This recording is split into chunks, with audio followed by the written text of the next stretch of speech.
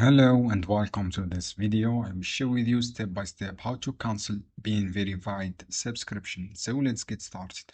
If you want to cancel your membership or subscription, follow me in this guide. Log in your account. This is the first step with your all information.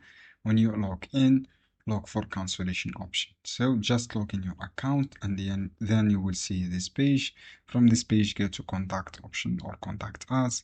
From the topics, choose you have cancelled account, choose cancel account, this one. From then topics, cancel account. The name, choose your name, and for example this name. You write your email address and member ID. This is for member ID.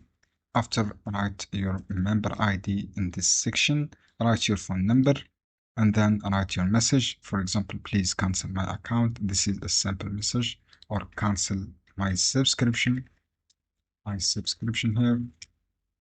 After that, click submit option. Just fill all this information topics. You can use this one billing on this for topics or cancel account. This is how you can do friends. I hope this guide helpful for you. Don't forget give like and give share this video for more content. You can also cancel through Google Play account or Google Play. If you have just log in your account and follow all information for cancellation from here. From the top right corner, you can cancel.